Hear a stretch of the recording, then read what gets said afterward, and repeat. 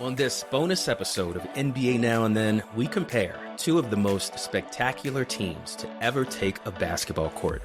You want icons? We got you. You want legends? Look no further. You want historic greatness? Come on, guys. We're talking Olympic hoops. We are proud to present to you the 1992 Dream Team and the 2008 Redeem Team. Get ready as we bring you our special Olympic episode. I'm Uriah. I'm Maurice. I'm Lucas. I'm Winston. And I'm Ben. And we are here to talk Olympic hoops now and then.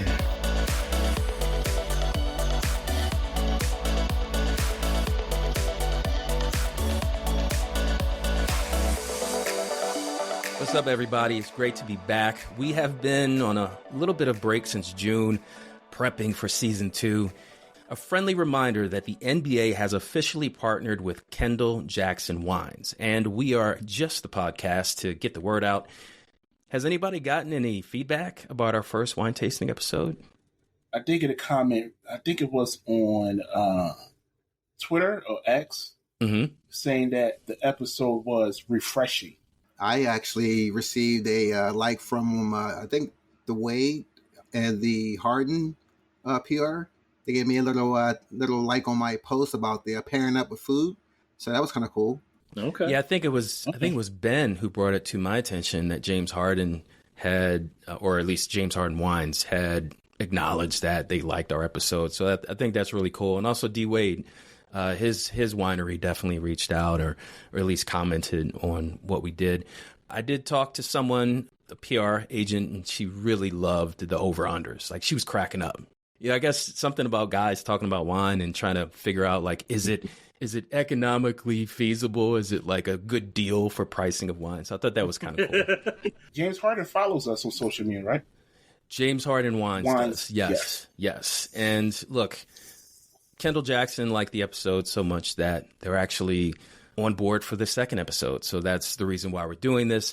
And the draw, everyone, is the Olympic basketball team, which we'll get to shortly. Before we begin, we do have to handle a little bit of business. We have our Apple Podcast review of the week, which will be read by Winston. So take it away.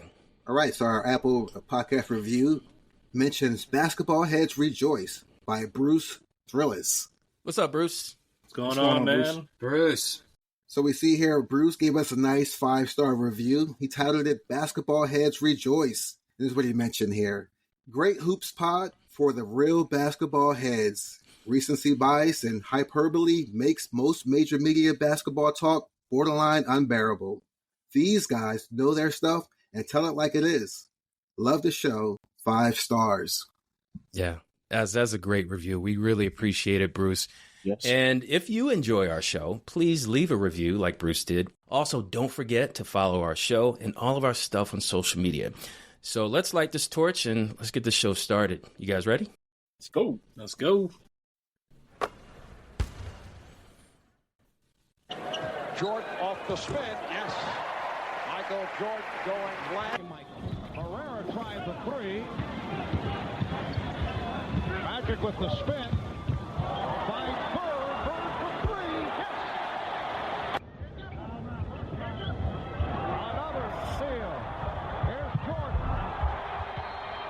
20 unanswered. There's Kukoc. Three-point attempt. Rebound swept by Magic Johnson. And Magic penetrates all the way. So let's start with the Olympic team from 1992, or as we now refer to them as the Dream Team. Oh, yeah. Let's go down the list. Let's start with the players. The greatest player of all time, Michael Jordan. Then Magic Johnson, Larry Bird, Charles Barkley, Clyde Drexler, David Robinson, Patrick Ewing, Karl Malone, John Stockton, Scottie Pippen, Chris Mullin, and Christian Laettner.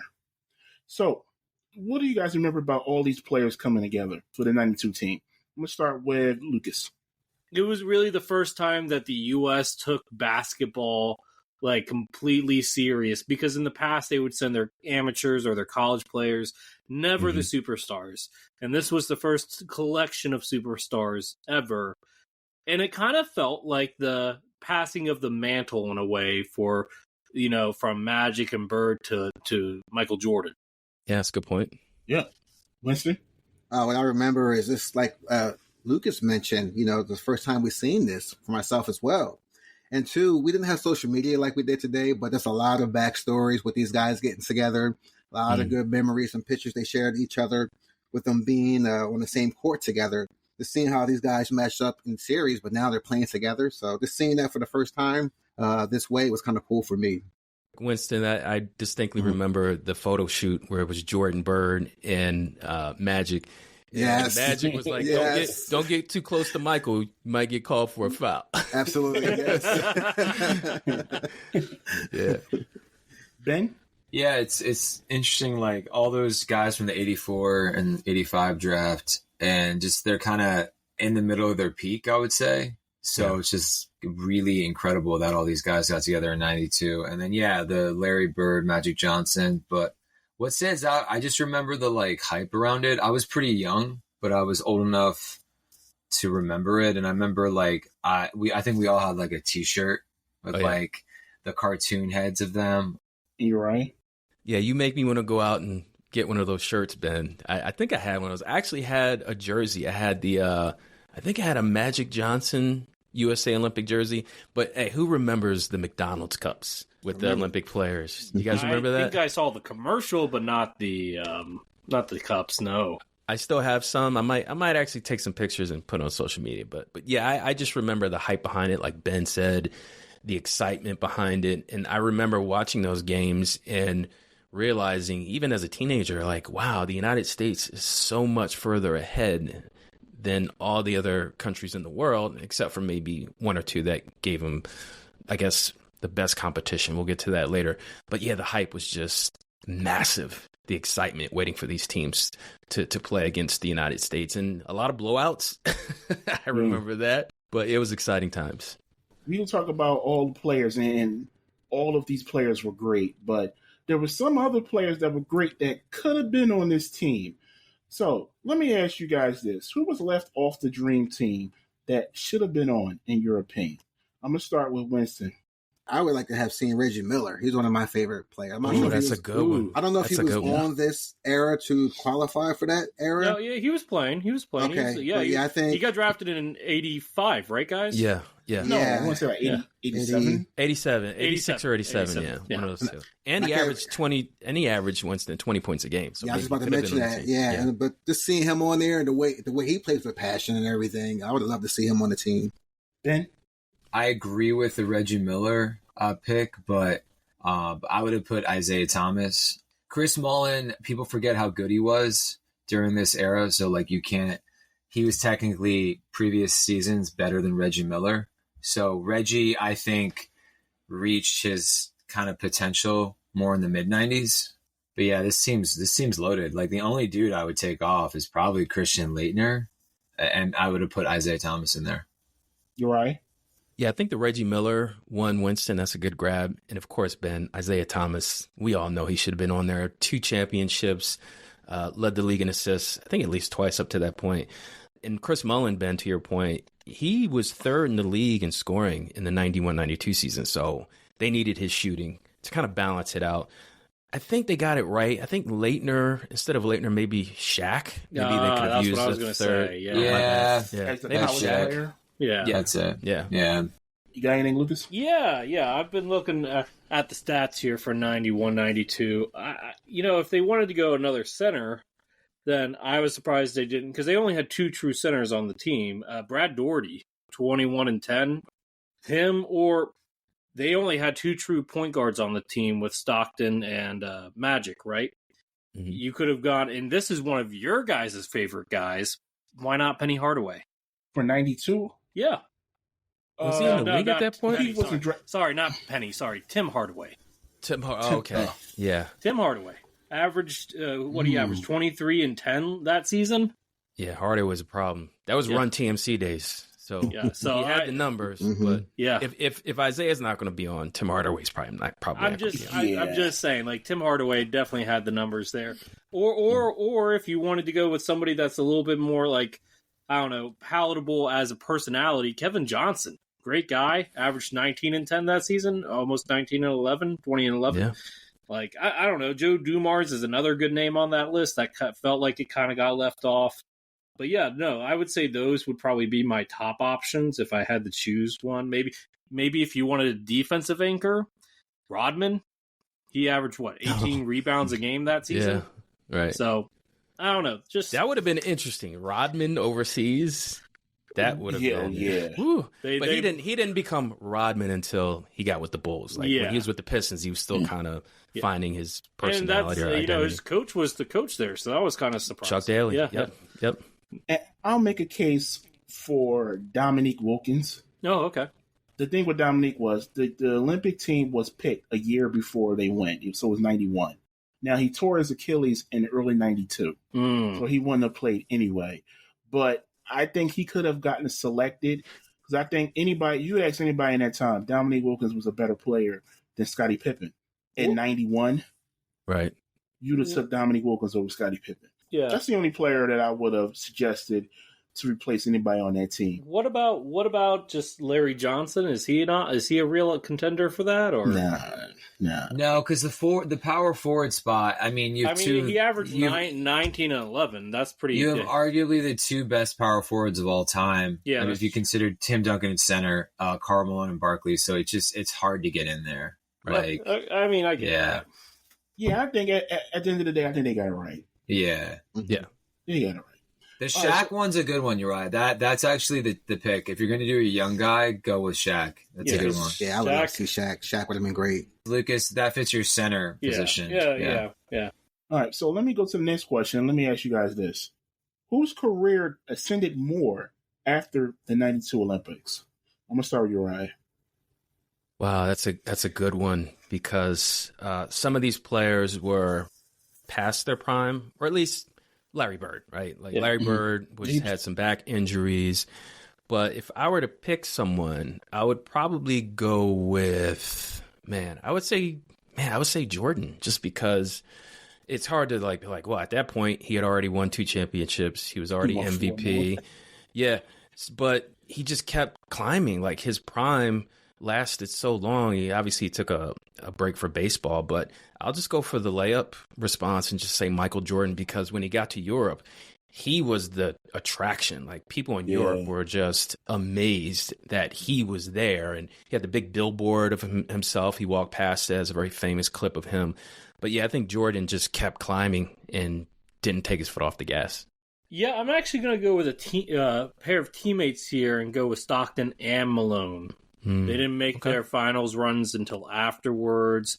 They're they're both top 5 at their respective positions, and I think being on the Olympic team definitely helped that and helped them understand winning a little bit more. Now, granted, they ran into the freight train known as Michael Jordan, but I think if they didn't, we would be talking about them as multi-time champions, right? Because I don't think there was anybody in the East that could probably they would have gotten at least one.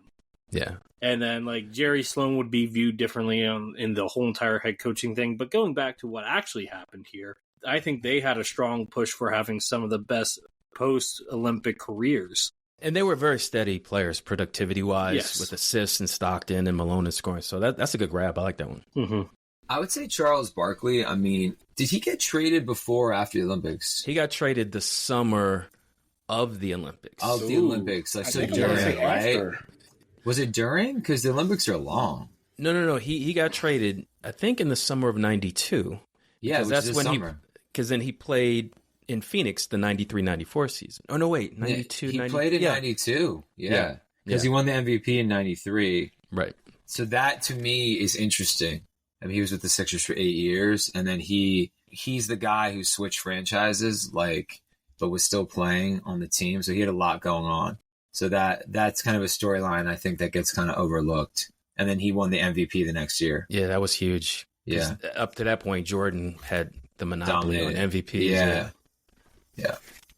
So Barkley, it feels like, and then Barkley made the finals the next year. So kind of what we're seeing with players currently is I think people want that championship, even if it's international, different rules, they want that feeling. And Barkley, I think, wanted that. And he got the closest to the championship the following year. Yeah. So I'm sure being around this level of like champions, let's say, that helped. And Bird, Magic, and Jordan, and Pippen. Yeah, and real quick, Barkley was traded July 17th, 92. So before the Olympics. Right before. That's wild. Yeah. Wow. To answer your question, Maurice, I like the question kept ascending after the Olympics. I like what Uriah mentioned about Jordan, but also like, I think, Ben, you mentioned Stockton. Was that true? No, I did Stockton. Lucas said Stockton, right? Stockton. I like Stockton as well. I know I already nominated somebody, but can I also just nominate David Robinson as well? I was hoping somebody would. That's a good one. Mm-hmm. Yeah. Or was that what you were going to say, Maurice? No, go ahead. All right, go ahead, Lucas. That's a good one. No, I mean, I'm just thinking about it. I mean, he came in later than everybody else because he had to do the military stuff. And being on the Olympic team for a military member, that's probably even a more unique and special opportunity for him. But, afterwards, he had the year with the injury. Then they got Duncan, and then he won 2 championships post-Olympics. I mean, outside of Jordan, I don't know if anybody else, Jordan and Scotty, I don't think anybody else could really claim that. So, right. Yeah. And for me, it's Scottie Pippen. Like I just said, I think Dominique Wilkins could have been picked over Scottie Pippen. I think at this point, Scottie Pippen was still labeled as Jordan's sidekick.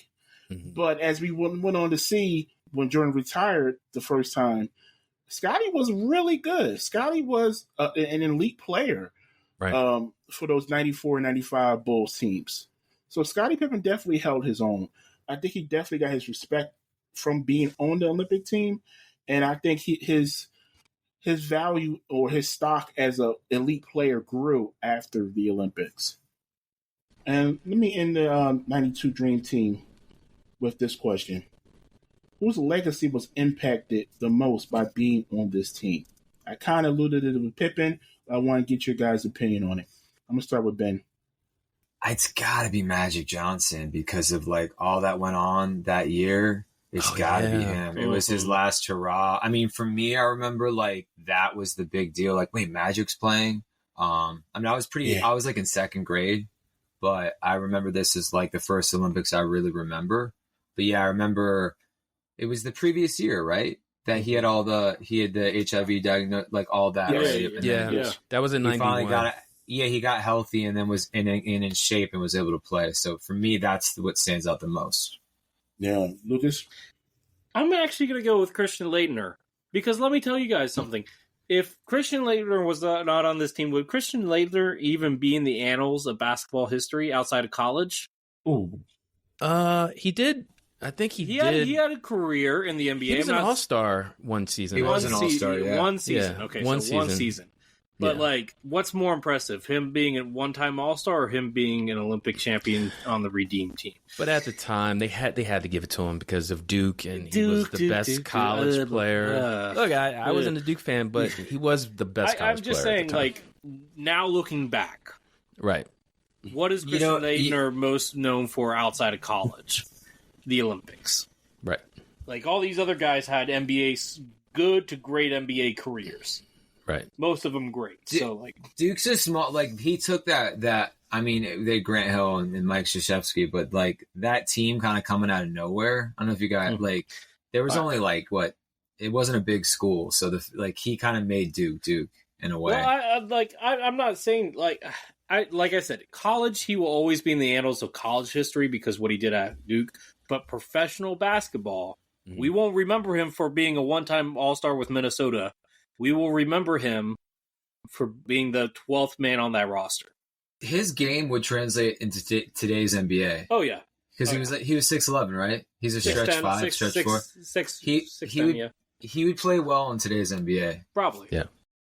I started with Jordan, and I'm going to continue. Even though in that time period, guys, believe it or not, I was not a big Michael Jordan fan. I didn't really appreciate him until after he retired. Drinking the haterade, huh?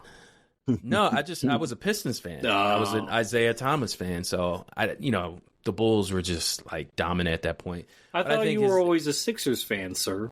Well, I was, but everyone has a second team. Right? Okay. I just want to make sure we're clear. Yeah. No, everyone's got a second team. I got to go with Jordan just because even though he'd been to the Olympics before, I think in the '84 Olympics in LA, but again, his impact. he became a global icon, like even bigger than what he was. So his impact and influence, his legacy, look, that you can attach the NBA to his, like if the NBA was a trailer, you attach it to him, and he just drove the popularity of the league so that it became a global entity. And David Stern, I said it before in a podcast, he knew what he was doing. This was more than just winning gold, in my opinion. I think he had a vision of making basketball a global sport, even bigger than what it was. Oh, yeah, no. David Stern, in terms of growing a sport, in just terms of that, is the best commissioner in sports history, in terms of growing the sport. Not necessarily, because I think we can all agree he's not always made the best decisions when it comes to discipline or rules and that type of stuff. But that's debatable, yeah. Yeah, but like, you know, when it comes to growing a sport, he did the best job. I mean, tell me if I'm wrong. I think he did a phenomenal job. Yeah. I can't disagree with that. Yeah. For me, guys, I got to go with Charles Barkley. Thank you. Thank you. I was hoping somebody would say that, because I almost said Charles, but I was like, no, let me attack this Christian Laettner thing, because I know none of you were going to do that. Absolutely. And the reason why, you know, Charles fought for a championship, you know, many teams. Oh, yeah, that's right. And I used to think about Karl Malone, too, in that aspect as well, you know. But Charles Barkley stands out to me more as, you know, look where he's at now. You know, he's been around the NBA for decades, and he's still part of the NBA. So his legacy is still holding strong. Yeah. We love him on the show he has, and we're hearing the news about that show this past year. So for me, it's got to be Charles Barkley. Yeah, no, I mean, like outside the MVP, the Olympics were easily his biggest achievement outside of the MVP. And Winston, I have to say, I really love that. For the first time ever, you made me think that when Shaq and Barkley go back and forth about rings and they roast him, I'm wondering, has Barkley ever worn his gold medal and be like, Shaq, you got one of these? Because I don't think Shaq has one. That's very true. Yes. Hello? Good point. Barkley, what are you waiting on? He's not the type of guy that brags like that, though. Yeah, but he can have fun with it and be like, hey, Shaq, you got one of these? Yeah, they do. Why not? They do bust on him a lot. And for me, I gotta piggyback on Ben. Magic Johnson's legacy only strengthened between this being on the Dream Team and also playing in the All-Star game after his diagnosis. Right, his legacy only grew from there. He was always one of the most loved players, but after that, his legacy was cemented for sure.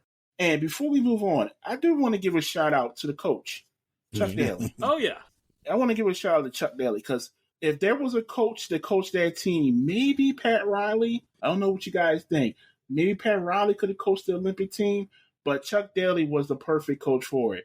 And the dichotomy between Chuck Daly and the star player Michael Jordan. Remember, Chuck Daly came up with the Jordan rules. Now he's coaching Michael Jordan. That was another part of the Olympic team that was really intriguing for me. You know, I was surprised that Phil Jackson was never tapped as an Olympic coach. At that point, Chuck had 2 in a row. Oh, yeah, no, Chuck deserved it. I'm not saying that. Yeah. But I'm just saying, like, never did they think. Yeah, never in the conversation for it. Before we transition to Lucas, because he's going to lead us into the 2008 Beijing team, I have a clip. You don't know who it's going to be. I'm going to play it. We'll listen to it, and let's just talk about what was said.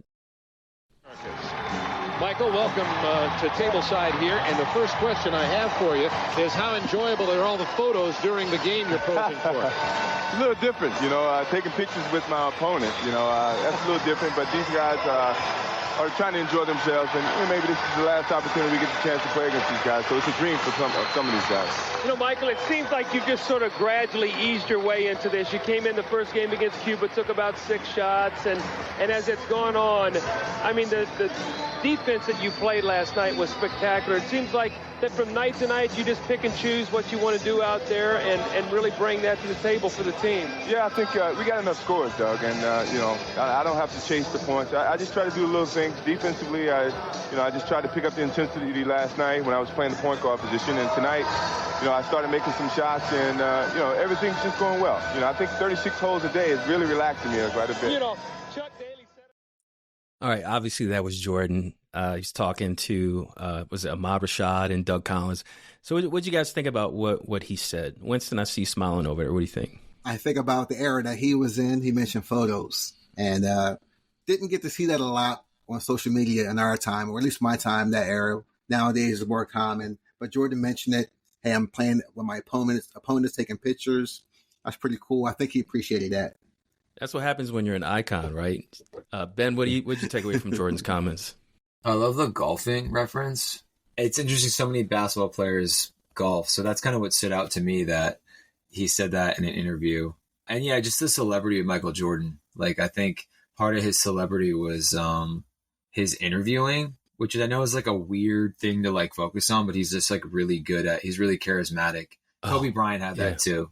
Yeah. Like, but we don't really have a player that, I think Anthony Edwards has a little bit of that. He's the guy I think that just has, and then not that it translates to acting, but his like acting ability at 20 in that Adam Sandler film is like super underrated. KG also. Obviously. KG has it too. So yeah, Michael Jordan was just like the dude. He just was like a celebrity. And I like what you said, Uriah. Like, I didn't think about it from like, you think of the Michaels when we were younger, like Michael Jackson, Michael Jordan, and 92 is like the peak of that. Mike Tyson, yeah. And like, Barcelona is like, it's like a fashion capital of Europe. Like, yeah, so they had Michael Jordan there. So I didn't even think about that. Lucas, what do you think about Jordan's comments? Well, first off, I hear Ben's dog. It wouldn't be a podcast without the Chihuahua chiming in. Damn Chihuahua. I mean, look, I thought it was cool that he was taking in the moment. But also, I'm not going to lie, I was listening to the music in the background. That's the type of music I love to listen to. Right. But no, I thought it was cool that he acknowledged that it was a cool situation that they could all experience. And for some guys, it was going to be their only time to do it. So, especially like guys like, Magic and Larry and all them. So, yeah. Yeah, Maurice. Hearing him mention the 36 holes of golf, it brings me back to the documentary of the Olympic team and just how much energy and stamina Michael Jordan had.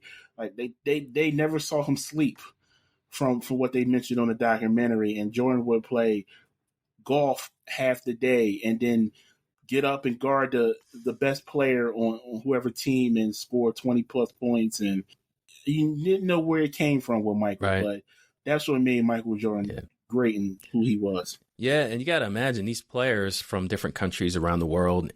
It's like they're playing against their idol, so they're intimidated, but they're also fascinated at the same time. So no wonder there's clips of guys asking Jordan for his wristband or like his shoes, and so because that's how much he meant to basketball players around the world.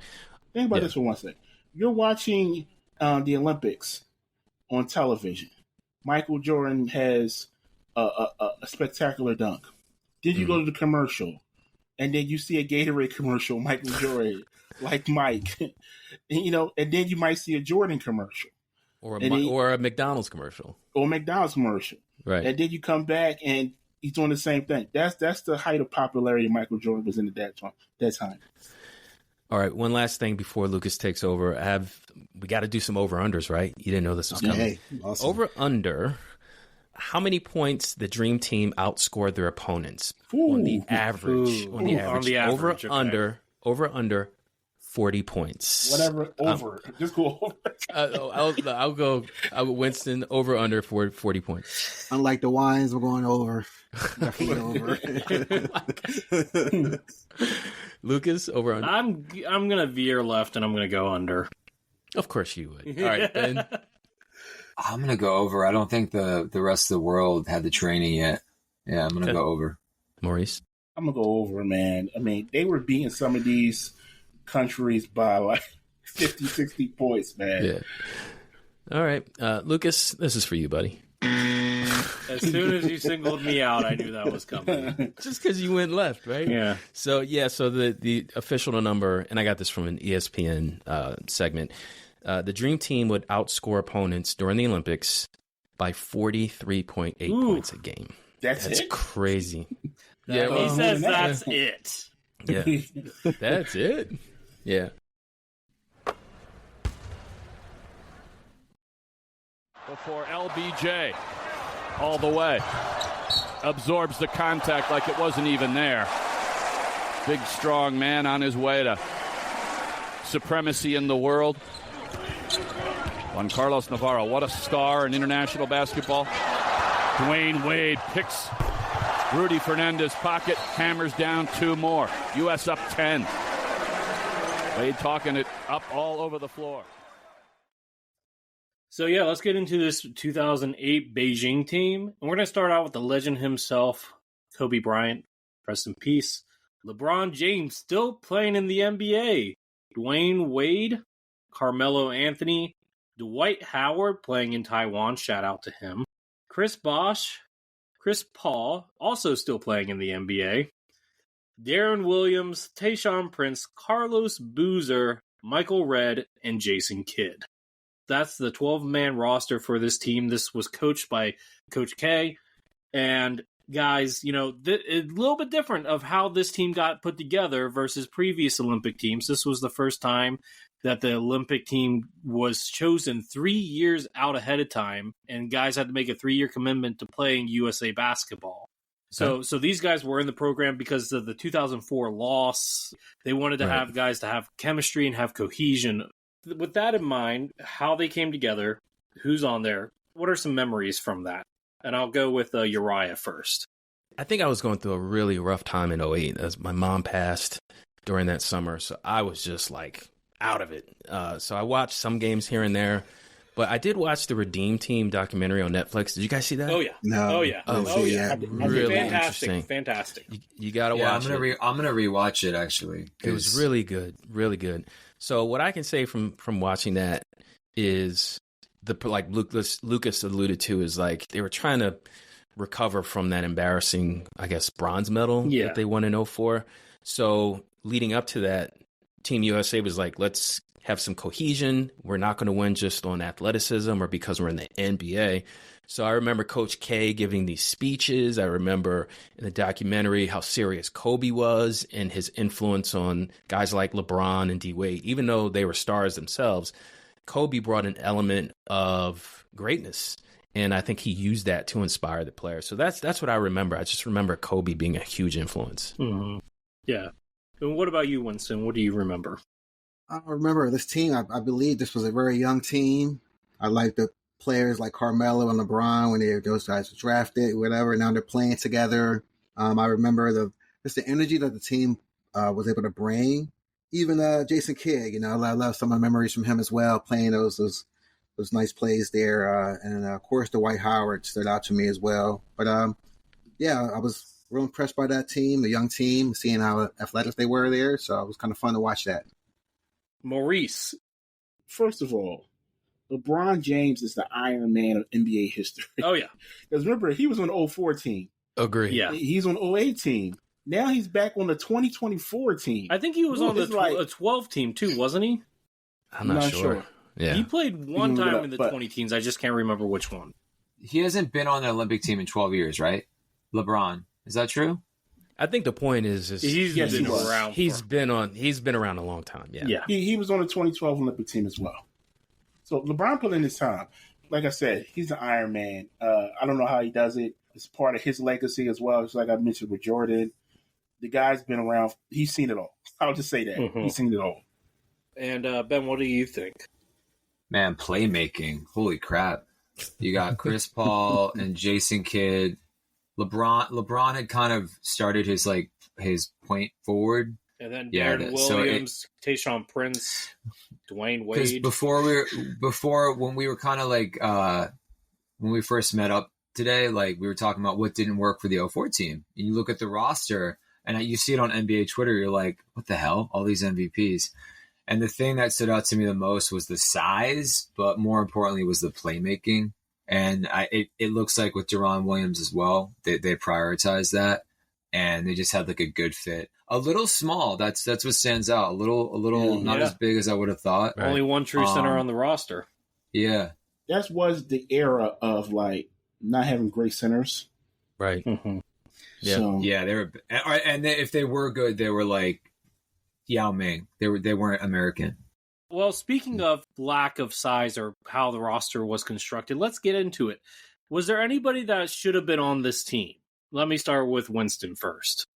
He was a little young, maybe. I would say KD. That was my first option too. Yeah, KD rookie season. Size, Yeah, he had the size. He was fast. I think he would have made an impact. I mean, they say that he's one of the greatest Olympians in American history. I think it's him and Carmelo in terms of like overall impact of how many times they were Olympians. So yeah. Well, what about you, Maurice? Who do you have? I went with Paul Pierce. Ooh, I like that. I think Paul Pierce could have been chosen over Michael Redd. Ooh, okay. No disrespect to Michael Redd, but I mean, I think Paul Pierce, he averaged almost 25 and 4 the 07-08 season. Now, I know this was 3 years in advance, so let me go 3 years in advance. 3 years behind to 04-05 season. Paul Pierce averaged 21, 6, and 4. Was he healthy? Yes, he played 82 games. Then I guess it was just, I don't know. That's weird. Okay, but yeah. I like Paul Pierce as one. What about you, Ben? Kind of a similar. What stands out is Pierce won the Finals MVP in 08, right? Yes. Yes, he did. Yeah, and so we're kind of it's Boston Finals MVP, Jaylen Brown. So it's interesting that no one from that championship team. The Olympics don't like the Celtics. Yeah. So it's interesting that no one on that squad is on this because I actually would have picked Ray Allen over Michael Redd. Okay. I think he still was in his prime. Okay. That's what stands out. So KD and Ray Allen were the two people I would have put on the squad. Okay. And what about you, Uriah? I thought Ben was going to say Vince Carter. But yeah, I think for me playing in Toronto, I think small forward, they have a lot of guards like Darren Williams, Jason Kidd, D Wade was a 2-guard, but you had good playmaking. I don't know if you needed Chris Paul, Darren Williams, and Jason Kidd, but it would either be for me Vince Carter or even I'm looking at my list. I just had it. Richard Jefferson.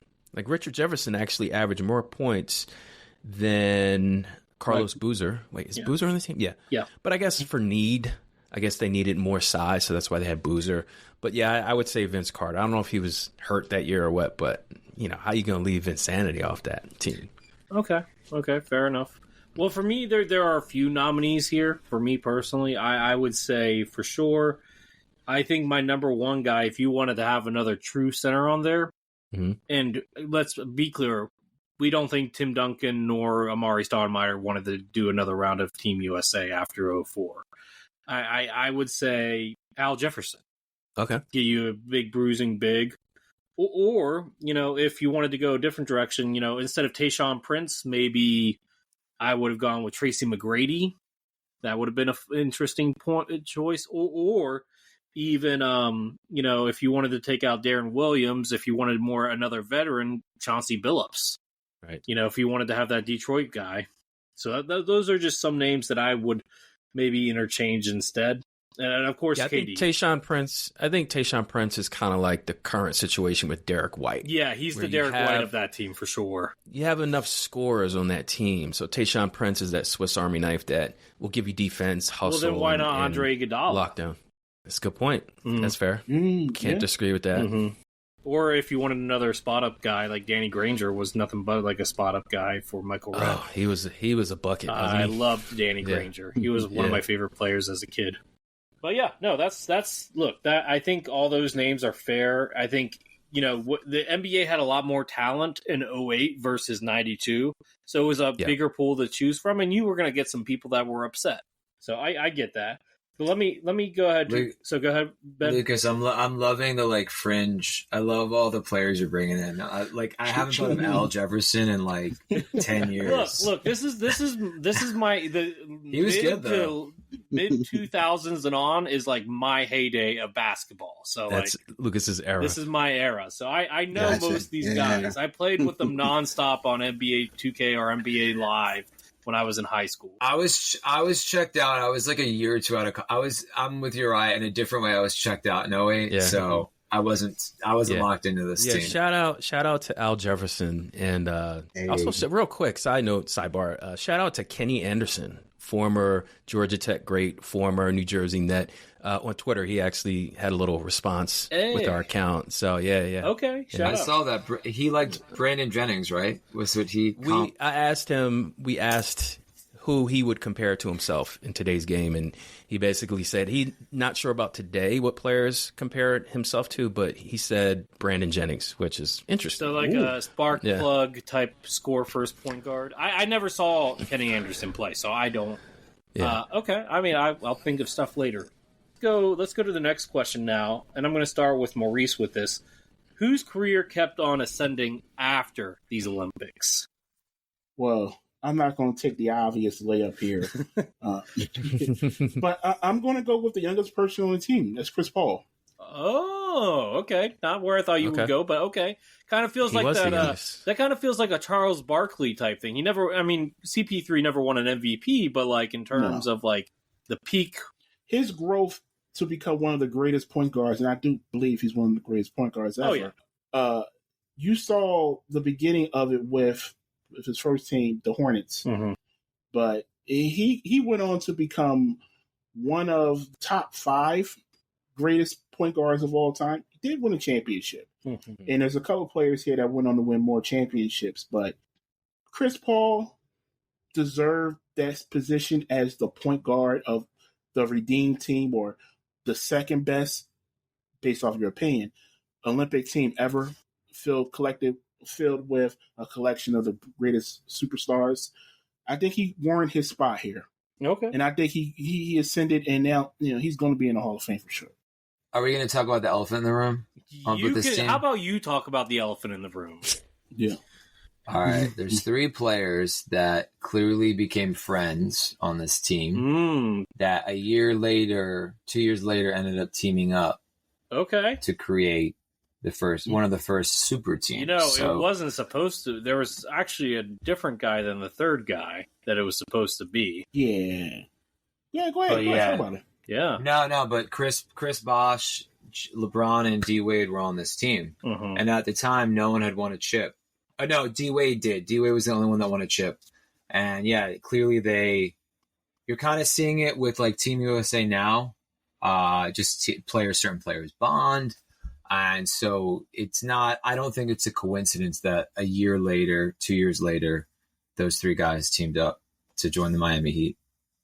Or to join D Wade already on the Heat. Yeah. But yeah, that to me is once I saw this lineup, I was like, oh, that's interesting. Okay. That's fair. That's fair.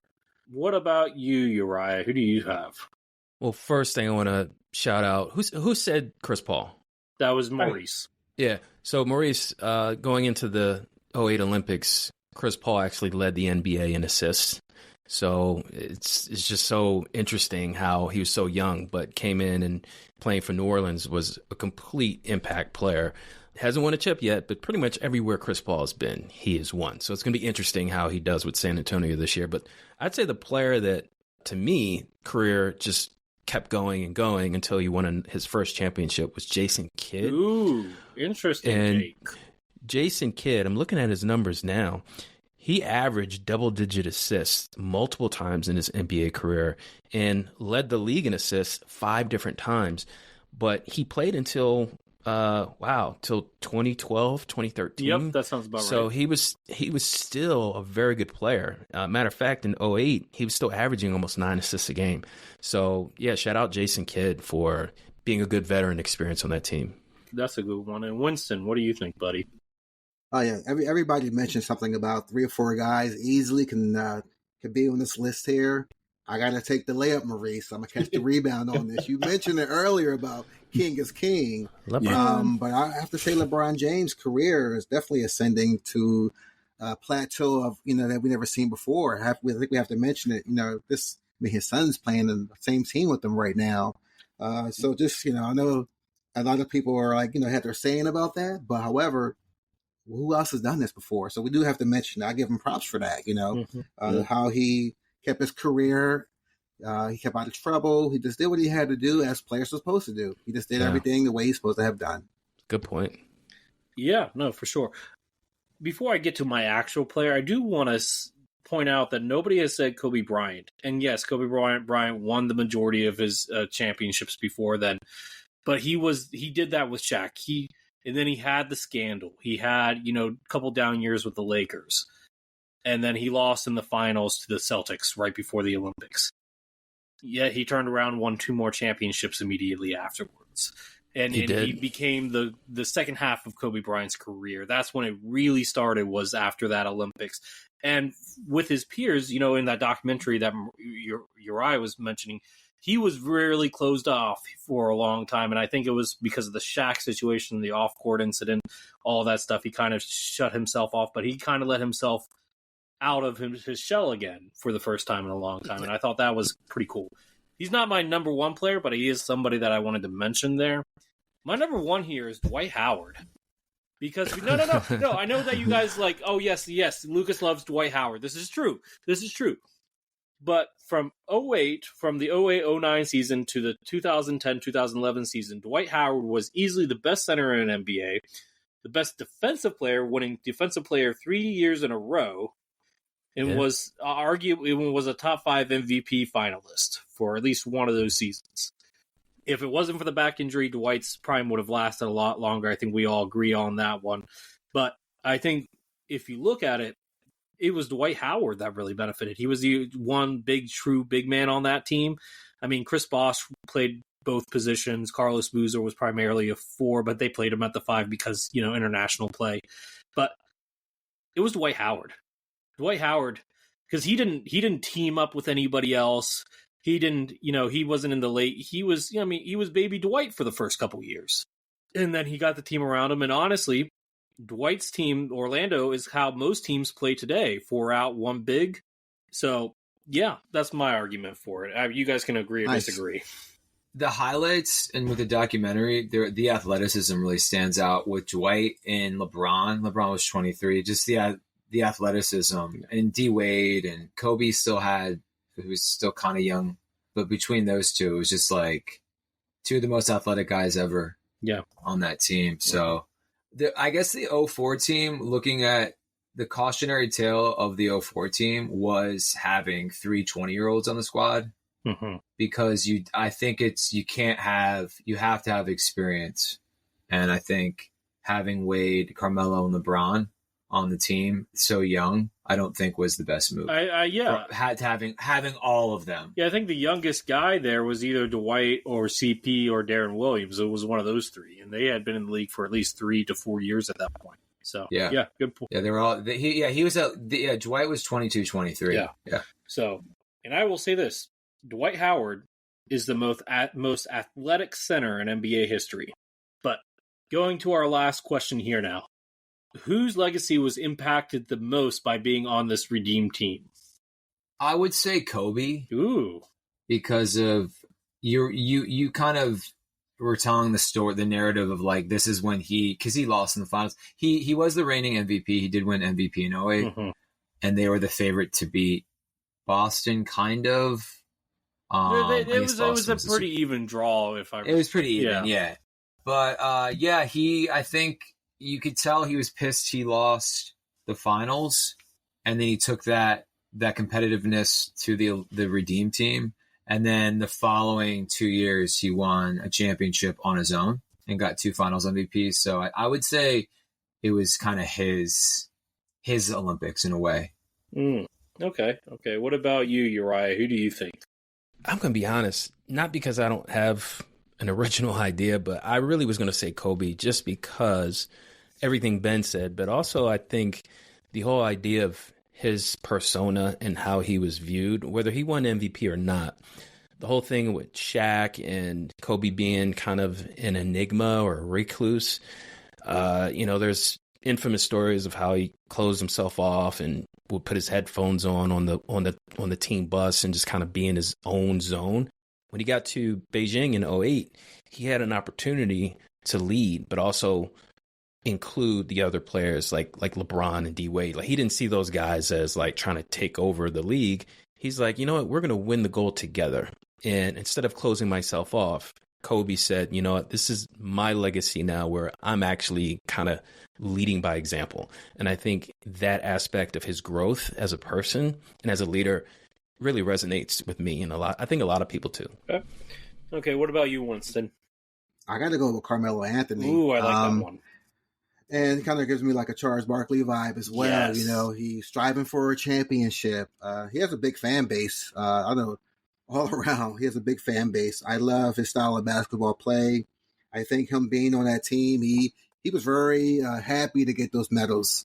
So he definitely, I think it helped him with his legacy as being on that Redeem team. Yeah, he's a top 5 Olympian of all time, I would think, for USA.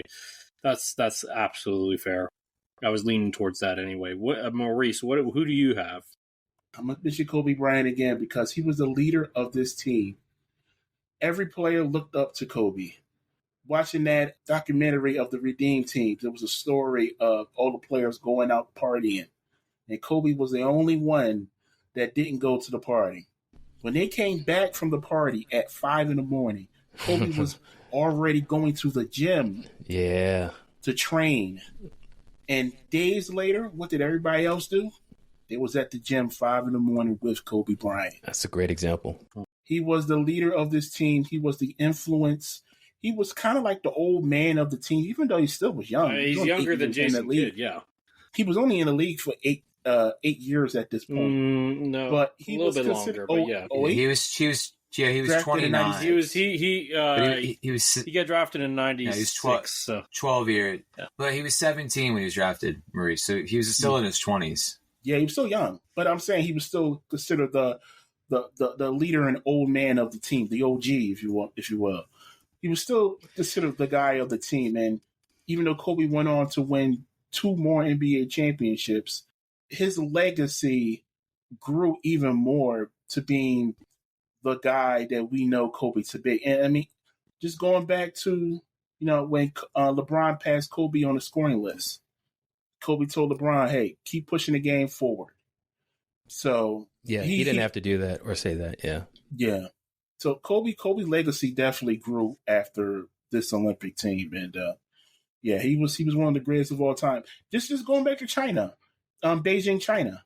Kobe was the most popular athlete at that Olympics. Yes, he was. Kobe. He was Kobe. And mentioned Jordan being the most popular in Barcelona. Kobe was just as big, if not bigger, in Beijing. Yeah, all great points. I'm going to say it's a trio. It's LeBron James, Dwyane Wade, Carmelo Anthony. And the reason why I say that is because they did, in fact, redeem themselves from the 04 team.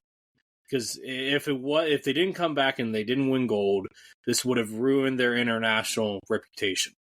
But they did come back. They did get the gold. I think it helped their Olympic legacy the best out of everybody. Yeah, they handled business. Some pressure. Mm-hmm. There was some pressure there. A little bit. Just a little bit. It is.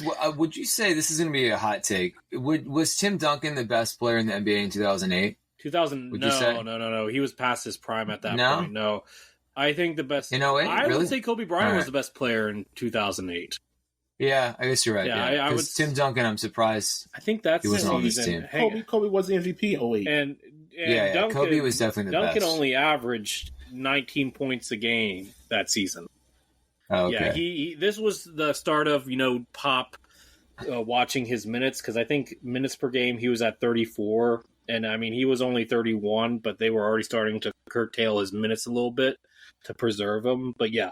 No, I think Kobe was still the best player. I don't think LeBron James got that mantle until he won the championship in Miami. I don't think that was the case. So, yeah, Kobe had it for a few years, in my opinion, here.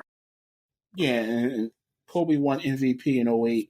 Chris Paul was number 2 in voting, and Kevin Garnett was number 3. So, you could have made a case with Garnett being on this team. Garnett would have worked on this team. I think he would have. Yeah. But at the same time, he just won a championship. And, granted, 3 years out. So, yeah, that's surprising that he never did play in the Olympics. I wonder, did he not play in 2000 or 2004? Yes, he did. Oh, he did? Garnett was in 2000. Okay.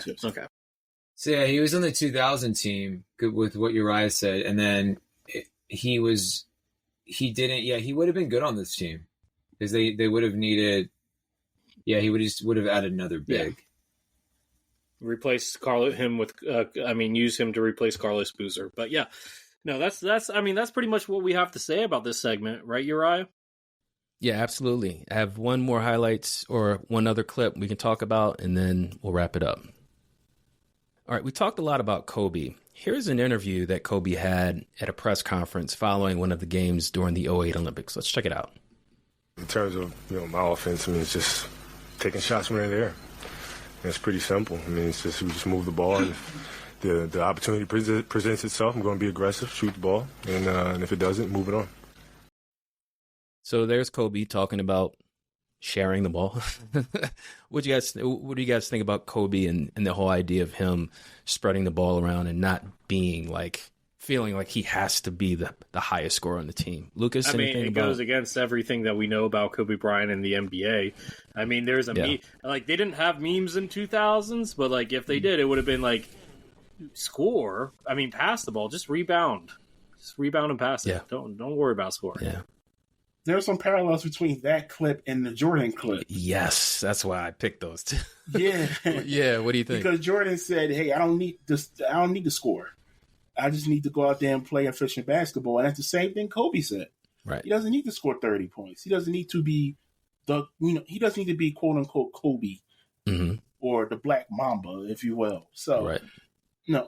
He trusts his superstar players, his colleagues, to go out there and play good team basketball. And that's what it came down to for the Redeem team compared to the 04 team that won bronze. This team has to play like a team. Right. Everybody has their roles and they have to stick to their roles. And Kobe Bryant, his ego wasn't too big that, he can just do whatever he wanted. Same thing for Jordan.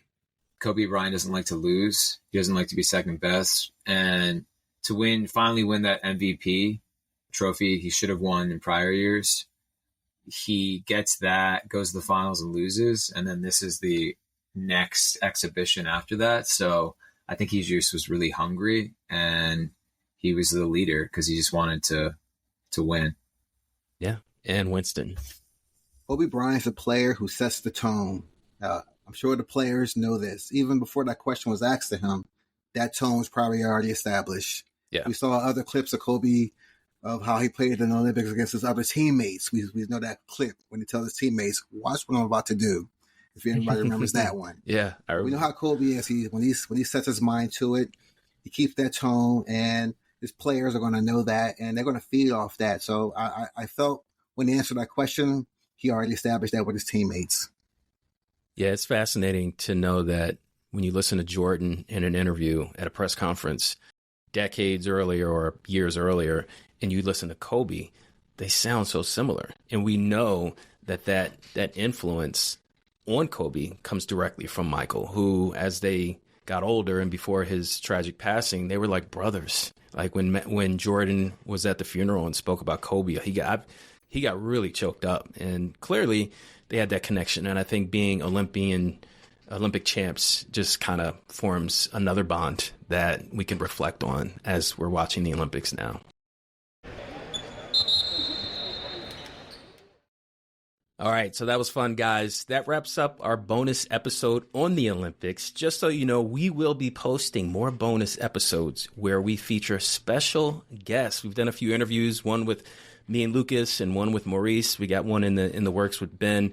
So yeah, we have some special interviews until the regular season starts. We will officially be back with our comparison episodes in the fall. We have episodes on the way where we compare Anthony Edwards to Dwyane Wade, Chris Paul to Jason Kidd, Zion Williamson to Charles Barkley, and even Wilt Chamberlain to Victor Wembanyama. That being said, thanks for listening, guys. This has been NBA Now and Then, the greatest comparisons. Check you out next time. Peace. Later. See you.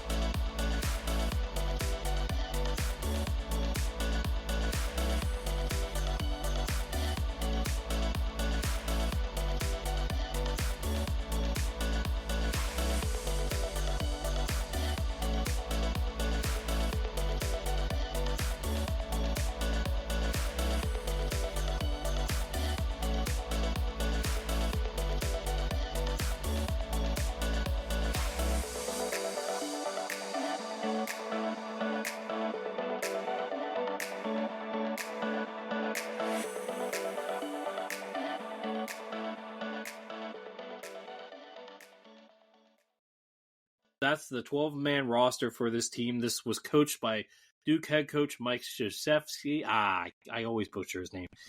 Mike Krzyzewski. Mike, I can't say his name now. It's like a mental block. Say that again. How about try spelling it? How about that? No, I'm good. There's a reason why he's called Coach K. Okay, Coach. Okay, let me start over.